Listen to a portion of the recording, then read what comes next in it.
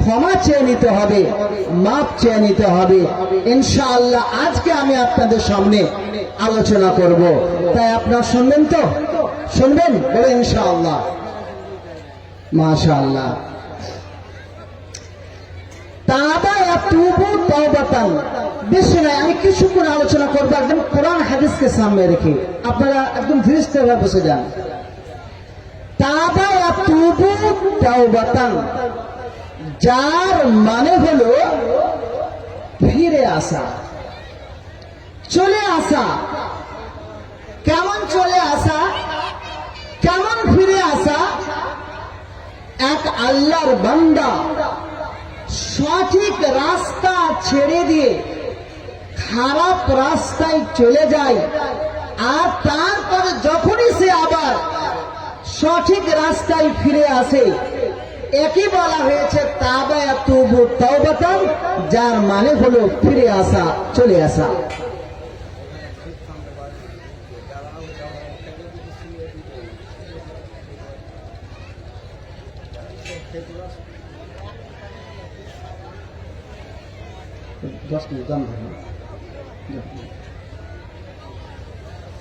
ভাইরা বন্ধুজিরা আমার, খুব সুন্দর বিষয় আপনাদের সামনে আজকে আমি তুলে ধরেছি। একটা উদাহরণ দিই, তাহলে বুঝতে পেরে যাবেন। এক ব্যক্তি প্রতিদিন এক চায়ের দোকানে চা খেতে যায়, আর লোকদেরকে বলে, ও ভাইরা, তোমরা আমার দিকে তাকাও, আমি লোকের কত বাটপারি করে, চুরি করে, বেঈমানি করে, ডাকাতি করে আজকে আমার কত জমি জায়গা হয়ে গেছে, কত গাড়ি বাড়ি হয়ে গেছে, কত ধন সম্পদ হয়ে গেছে, কত টাকার আমি মালিক হয়ে গেছি। এই ধরনের বক্তব্যগুলো সকালবেলায় চায়ের দোকানে যাই আর লোকদেরকে দেয়। একদিন হঠাৎ করে সকালবেলায় এক আল্লাহর বান্দা বলতে আরম্ভ করলেন, ও আল্লাহর বান্দা, আমি তোমার মুখ থেকে এই ধরনের বক্তব্যগুলো প্রতিদিন শুনছি, শ্রবণ আমি করছি। দেখো, এখনো তোমার সময় রয়েছে, টাইম রয়েছে, তুমি আল্লাহর কাছে ক্ষমা চেয়ে নাও, মাপ চেয়ে নাও, আল্লাহ তোমাকে ক্ষমা করে দিবেন, মাপ করে দিবেন। একই বলা হয়েছে তাবা ইয়াতুবু তাওবাতান, যার মানে হলো ফিরে আসা, চলে আসা।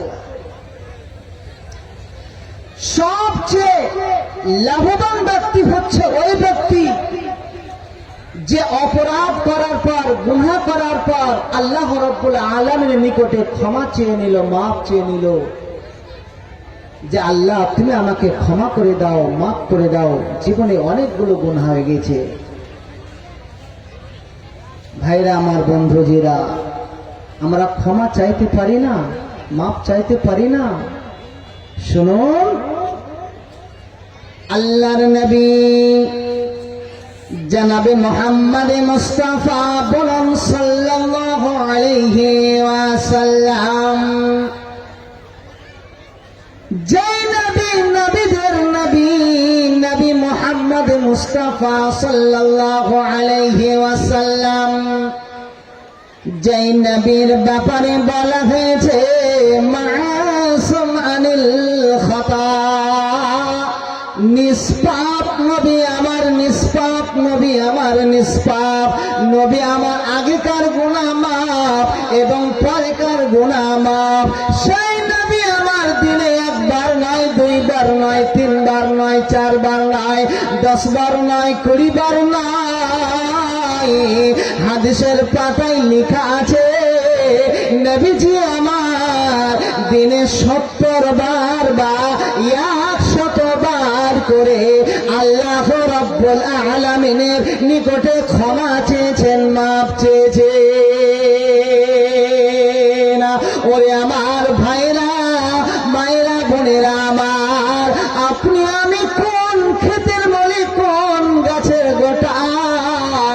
এত বড় নবী, নবীদের নবী, যেই নবীর গুনাহ সব মাফ, সেই নবীর দিনে 70 বার বা করে আল্লাহ রাব্বুল আলামিনের নিকটে ক্ষমা চেয়েছেন, মাফ চেয়েছেন, তাহলে আপনার আমার কি করণীয় আছে? আপনাকে আমাকে কি করতে হবে? ক্ষমা চেয়েছেন, যে মাফ চেয়েছেন, অন্তর থেকে কোনোদিন আল্লাহর কাছে বলেছেন যে আল্লাহ তুমি আমাকে মাফ করে দাও, ক্ষমা করে দাও? আল্লাহ অনেকগুলো গুনাহ হয়ে গেছে, গুনাহে কবিরা, গুনাহে সগীরা, অনেকগুলো গুনাহ অজানাতে হয়ে গেছে। ক্ষমা চেয়েছেন? বলেন, মাফ চেয়েছেন? চাননি। ভাইরা আমার, বন্ধুজিরা, যেমন নামাজ পড়া একটা ইবাদত,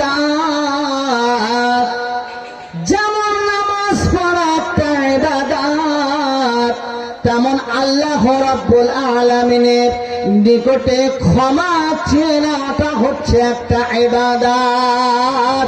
যে আল্লাহ তুমি আমাকে মাফ করে দাও। আল্লাহ, জীবনের লক্ষ্যে অনেক মিথ্যা কথা বলেছি, অনেক মিথ্যা কথা বলেছি, বাটপারি করেছি, বেঈমানি করেছি, চুরি করেছি। আল্লাহ, আল্লাহ তুমি আমাকে মাফ করে দাও, ক্ষমা করে দাও। যে আপনি এইভাবে আল্লাহর কাছে ক্ষমা চাইবেন, মাফ চাইবেন, তো একেও বলা হয়েছে একটা ইবাদত। আপনি নামাজ পড়তে যাচ্ছেন, ইবাদত করছেন কার? আল্লাহ, নাকি? তো আপনি ক্ষমা চাইবেন, মাফ চাইবেন, তো একেও বলা হয়েছে যে একটা ইবাদত। ভাইরা আমার, বন্ধুজিরা, আর এই ইবাদতে আল্লাহ রাব্বুল আলামিন যত বেশি বেশি বেশি খুশি হন, আর কোন ইবাদতে তত আল্লাহ রাব্বুল আলামিন বেশি খুশি হন না। ভাইরা আমার, বন্ধুজিরা, আজ বর্তমান বাজারে আজ আমরা সবাই সুদে জড়িত, নাই? বলেন, সবাই সুদে জড়িত, নাই? বলেন, সবাই আমরা সুদে জড়িত। আমরা অধিকাংশ লোক লটারি কাটি, শরাব পান করি, করি না? বলেন, করি কি করি না? শরাব পান করি। আল্লাহু আকবার! এতগুলো পাপ, এতগুলো গুনাহ যে আমাদের হয়ে যাচ্ছে, তো আমরা কি আল্লাহর কাছে ক্ষমা চাইতে পেরেছি? মাপ চাইতে পেরেছি? সুদ আর রাশি আর মুরতাসি কিলাহুমা ফিন্নার। সুদ লেনেওয়ালা, সুদ দেনেওয়ালা, ও ভাই, এরা যাবে জাহান্নামে। আল্লাহর কাছে ক্ষমা চাইতে পেরেছেন? মাপ চাইতে পেরেছেন? গোটা রাত আমরা জয় তাসের আড্ডায় শেষ করে দিচ্ছি। এত সুন্দর জীবনটা, এত সুন্দর সময়টা কি আমরা নষ্ট করে দিচ্ছি। এর কি হিসাব দিতে হবে না? বলে, হিসাব দিতে হবে। একটা হাদিস শুনুন, ফাইনাল আবদা তুম্মা তাবা তাবাল্লাহু আলাইহি, ফাইনাল আবদা ইযা তারাফা তুম্মা তাবা তাবাল্লাহু আলাইহি।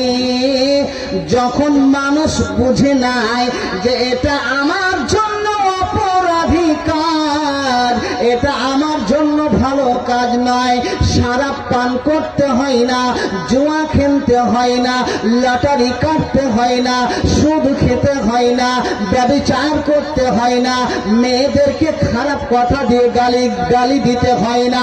যখনই এই ধরনের আমাদের মনোভাব হয়ে যাবে, তাই নবীজি কি বললেন? হাদিসের পাতায় লেখা আছে, ফাইনাল আবদা ইযা তারাফা সুম্মা তাবা তাবাল্লাহু আলাইহি। যখন বান্দা স্বীকার করে নেয় যে আল্লাহ আর জীবনে কোনোদিন মদ পান করব না, শরাব পান করব না, জুয়া খেলব না, আর কোনোদিন জেনা কাজে আমি লিপ্ত থাকব না, যখন বান্দা স্বীকার করে নেয় যে আল্লাহ আর আমি কোনোদিন করব না, এইভাবে যখন সেই আল্লাহর বান্দা তাওবা করে, তাবাল্লাহু আলাইহি, আল্লাহ তার তাওবাকে কবুল করলেন। তাবাল্লাহু আলাইহি, যখন সে নিজেকে স্বীকার করে নাই যে মাবুদ আমার গুনাহ হয়ে গেছে, ভুল হয়ে গেছে, যে যখন সে তওবা করে আল্লাহ তার তওবাকে কবুল করলেন। ভাইরা আমার, বন্ধুজিরা, এখনো সময় আছে, টাইম আছে। আল্লাহর কাছে তওবা করতে পারবেন না? ক্ষমা চাইতে পারবেন না? যে যদি ক্ষমা চাইতে পারেন, মাফ চাইতে পারেন, তাহলে আল্লাহ কোথায় রাখবেন, কোন জায়গায় রাখবেন? হ্যাঁ, এই ব্যাপারে আল্লাহ রাব্বুল আলামিন বলেন, বিসমিল্লাহির রহমানির রহিম।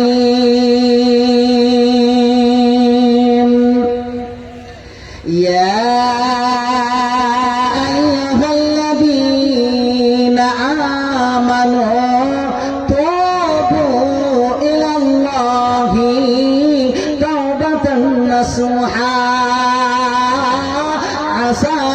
ربكم أن يكفر عنكم سيئاتكم ويدخلكم جنات تجري من تحتها الأنهار।